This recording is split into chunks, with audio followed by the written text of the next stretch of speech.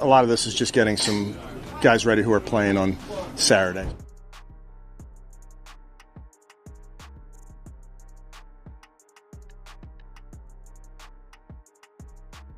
Shedeur has to overwin. Shedeur has to not only win these battles, she has to do it in a way where he's above reproach. I think he did it in 3 ways. I think he acclimated himself well with his teammate. Shedeur Sanders is back in action after being ruled out from the last matchup due to an oblique strain. And now Stefanski has confirmed that he's training him for the next game. What a way for Sanders to announce his return to the field, though. On his first day back, he threw an absolute dime, making an incredible throw that instantly became the highlight of the day. This performance could be the spark he needs to prove himself as a legitimate contender for a spot on the team. It'll be interesting to see if this impresses Stefanski enough to give him more reps going forward. A little bit of news there as well. Shedeur Sanders returned to practice today from his oblique strain suffered last week, and it looks to me like he's got a pretty decent shot of playing some against the Rams on Saturday in that dress rehearsal game. I think they really want to see him one more time. He had that really nice debut against the Panthers, and I think they want to get him out there and get him a little bit more live action before he potentially has to play at some point this season. According to Mary Kay Cabot, Shedeur Sanders is set to see playing time in the final preseason game, marking a critical opportunity for him to make a strong impression. Cabot notes that this game could be a turning point for Sanders, giving him the chance to change Stefanski's perspective and potentially earn a more substantial role on the team. She confirmed that Shedeur has fully recovered from his oblique strain and is ready to take on the challenge. The Browns are also eager to give him that opportunity to prove himself. Shedeur is making the most of every opportunity, and his movements have been sharp and precise. He kicked off the training session with his usual routine drills, and there wasn't a single moment where you could tell he had been sidelined. His fluidity and focus throughout the session made it seem like he had never left, showcasing his readiness and determination to make the most of this chance.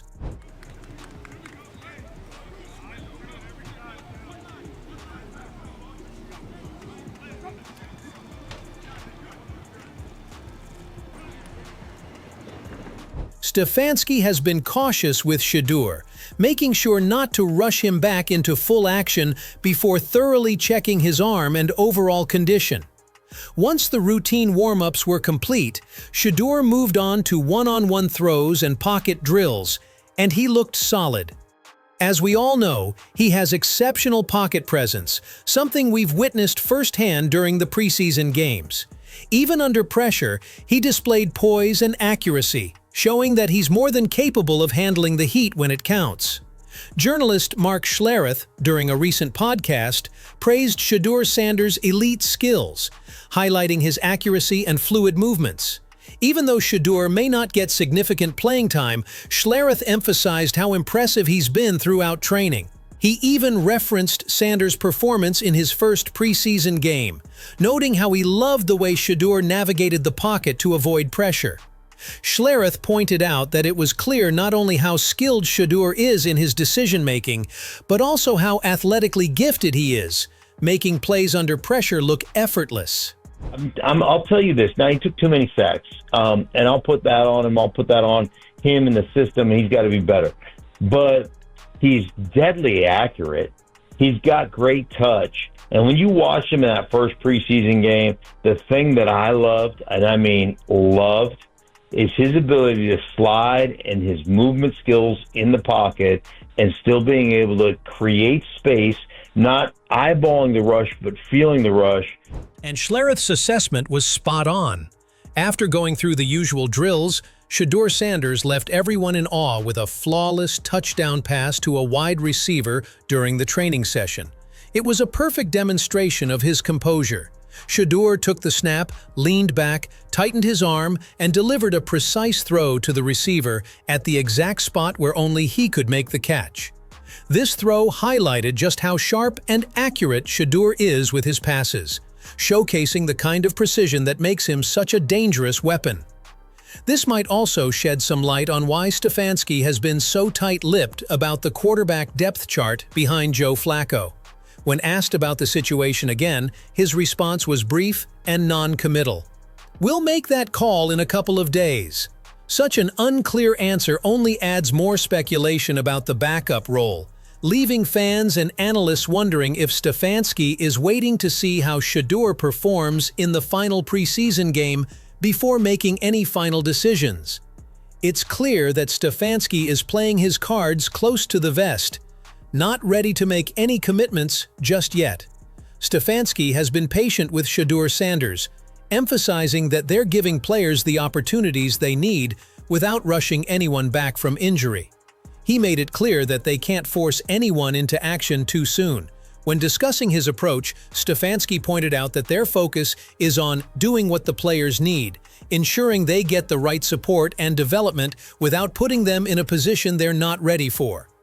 This reflects his careful and measured approach to player management. Last year?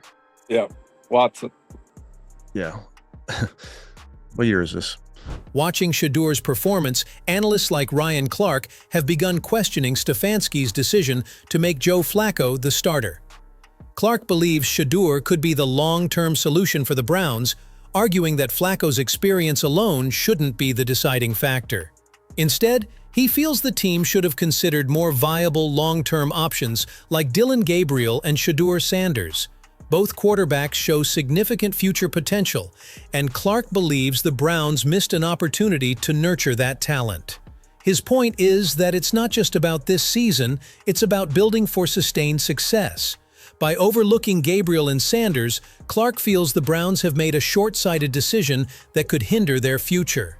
I think that's the wrong move. I think you should have looked at one of these rookies to see if you had your franchise quarterback in the building, whether it's Shedeur Sanders or Dylan Gabriel, who I felt both had good debuts here in the preseason. You know what Joe Flacco is. Don't make the comfortable, familiar decision. Figure out if one of these young men that you drafted in the 3rd or the 5th round could be the guy. Shedeur Sanders returned to the field, and his impressive performance during training has raised a lot of questions about the Browns' quarterback situation. While Stefanski has been cautious, ensuring that Shedeur's recovery is fully in the right place before throwing him into serious competition, his skills have been undeniable. From his precision in passing to his composed pocket presence, Shedeur has proven that he has the talent to be a potential starter, making it a tough decision for Stefanski and the coaching staff.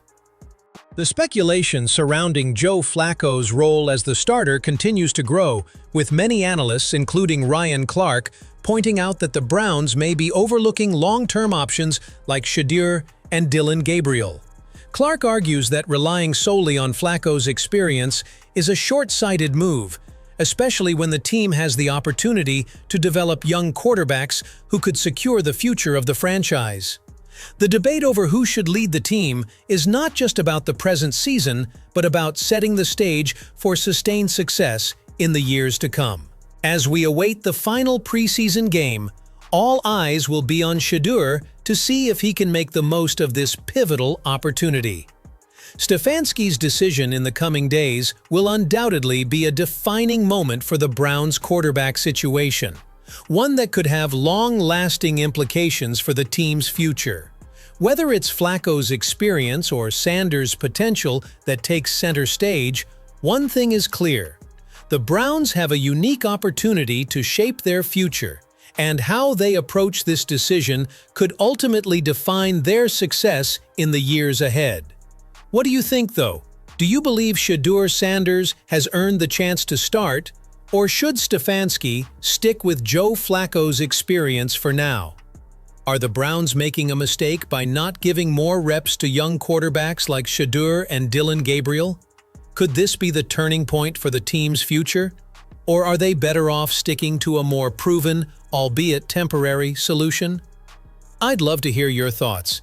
Do you think the Browns are playing it too safe, or is this the right move for long-term success? Let me know what you think in the comments.